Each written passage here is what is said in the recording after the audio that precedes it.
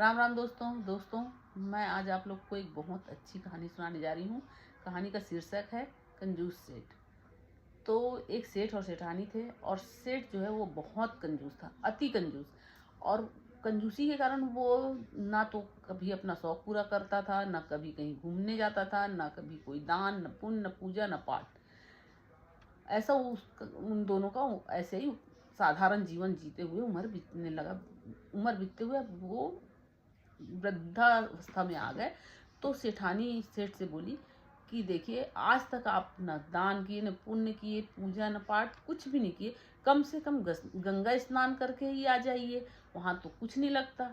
तो सेठ सोचा मन में कि बात तो सही है कि अगर गंगा स्नान करने जाता हूँ तो वहाँ तो कोई पैसा लगना नहीं है। घर से पैदल पैदल जाऊंगा, गंगा में डुबकी लगाऊंगा, पैदल पैदल आ जाऊंगा। ऐसा सोच के सेठ सेठानी से हाँ बोला और निकल गया। अब वो पैदल पैदल चला गया और गंगा जी में डुबकी लगाया। गंगा जी से जैसे ही डुबकी लगा के निकला तो भगवान एक साधु के रूप में उसके सामने प्रकट हो गए और बोले कि सेठ जी, दक्षिणा दे दीजिए। सेठ बोला, काय का दक्षिणा? बोले कि आप गंगा स्नान किए हो तो कम से कम कुछ तो दक्षिणा दो। सेठ जी बोले कि मेरे पास तो कुछ भी नहीं है। वो साधु रूपी जो भगवान थे वो बोले, एक दमड़ी ही दे दो, लेकिन दो, क्योंकि उस समय दमड़ी चलता था। सेठ बोला कि मेरे पास तो एक दमड़ी भी नहीं है। तो वो साधु देवता बोले कि दान तो बिना दान किए तो गंगा स्नान का कोई फल नहीं मिलता। तो सेठ बोला, मन में सोचा कि अब इससे मैं कैसे पीछा छुड़ाऊं। तो बोला कि ठीक है, तुम यहाँ इंतजार करो, मैं घर से लेके आता हूँ और तुमको दे दूंगा।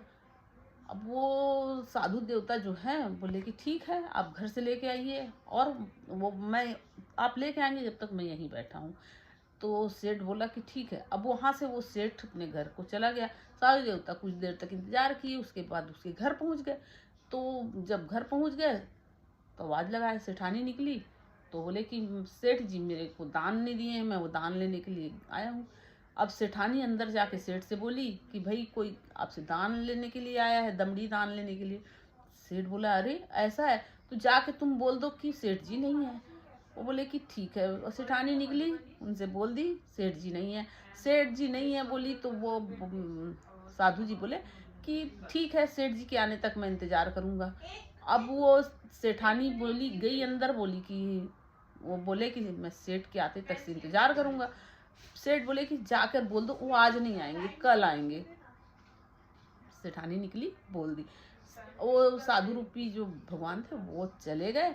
दूसरे दिन फिर आए, फिर वो मांगने लगे। तो सेठानी जो है वो फिर दरवाजा खोली, फिर वो साधु जी बोले कि मैं वही दमड़ी लेने आया हूँ। तो सेठानी फिर जाके सेठ को बताई। सेठ बोला कि बोल दो कि वो सो रहे हैं। तो वो भगवान बोले, मतलब वो साधु बोले कि ठीक है, उनके जगते तक से मैं इंतजार करूंगा। सेठानी जाके सेठ से बोल दी कि वो जगते तक इंतजार करेंगे। सेठ बोला कि थोड़ी देर बाद फिर सेठानी जो है वो बोली। तो सेठ बोला कि जाके बोल दो कि वो तो मर गए। अब वो जाके फिर साधु से बोली कि वो तो मर गए, सेठ मर गए, तो वो नहीं दे पाएंगे, और रोने लगी। तो वो साधु बोले कि अरे बहुत बुरा हुआ, ठीक है, अब उनका अंतिम संस्कार करके ही मैं जाऊंगा। तो अब वो अंतिम संस्कार के लिए रुक गए। अब सेठ जो है, वो सेठानी को तो पता था कि वो सेठ मरा नहीं है, तो भी वो दिखावे के लिए रोती रही। अब वो सब तैयारी हो गया वो उनको ले जाने का। वो सेठ फिर भी टस से मस न हुआ।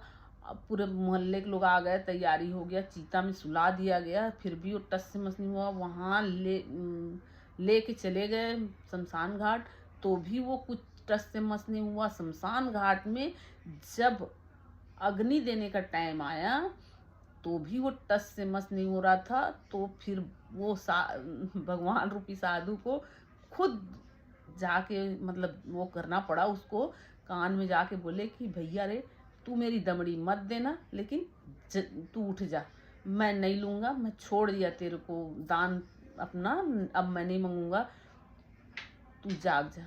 तब वो जैसे ही बोले कि अब मुझे नहीं चाहिए, तुमको मैं माफ़ किया, वैसे ही वो उठ के बैठ गया कि मैं ज़िंदा हूँ, मैं मरा नहीं हूँ। तो ये कहानी आप लोगों को कैसी लगी कमेंट में ज़रूर बताइए।